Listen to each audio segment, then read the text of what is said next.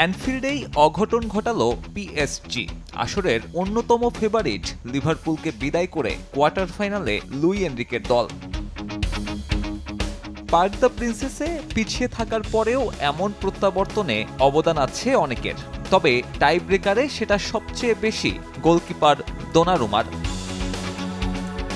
প্রথমে নুনিয়েস, এরপর জোন্সের শট ফিরিয়ে তিনি পিএসজিকে কোয়ার্টার ফাইনালে তুললেন। অ্যানফিল্ডের মতো কঠিন জায়গায় এমন অর্জনের মানেটা বোঝে ফরাসি জায়ান্টরা। টাইব্রেকারের নায়ক দোনারুমা হলে নির্ধারিত সময়ের নায়ক দেমবেলে। ১২ মিনিটে তার গোলেই ম্যাচে ফেরে পিএসজি। সব প্রতিযোগিতা মিলিয়ে ১৬ ম্যাচে ২১তম গোল, ইউরোপিয়ান টপ 5-এ যা কিনা সর্বোচ্চ। নির্ধারিত সময়েই ম্যাচ শেষ করতে পারত পিএসজি, তবে বাদ সাধেন অ্যালিসন বেকার। ২ লেগ মিলিয়ে দুই দলের মোট ২১০ মিনিটের খেলায় এই ব্রাজিলিয়ান সেভ দিয়েছেন ১৬টি।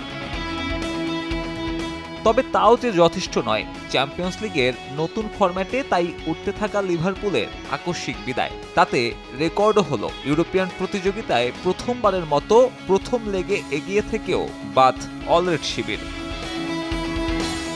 এদিকে একই রাতে কোয়ার্টার ফাইনাল নিশ্চিত করল বায়ার্ন মিউনিখ। ঘরের মাঠে ৩-০ গোলে জয়ের পর প্রতিপক্ষের মাঠেও জিতল বাভারিয়ানরা।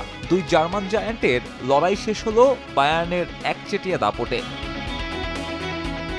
দুই দলের সমীকরণ অনেকটাই শেষ হয়ে যায় প্রথম লেগে। বে অ্যারেনায় ছিল অদ্ভুত কিছুর প্রার্থনা, তবে প্রথমার্ধে গোলের দেখা না পাওয়ায় প্রত্যাবর্তনের আশা নিভে যায়। দ্বিতীয়ার্ধে উল্টো আরও ২ গোল হজম করে বসে জাভি আলোনসোর দল। তাতে ৫-০ গোলের বড় ব্যবধানে হেরে বিদায় নিল লেভারকুজেন। অন্যদিকে সেরা ৮-এ এখন বায়ার্ন মিউনিখ, কোয়ার্টারে তাদের প্রতিপক্ষ ইন্টার মিলান। সাব্বির মিথুন, সময় সংবাদ।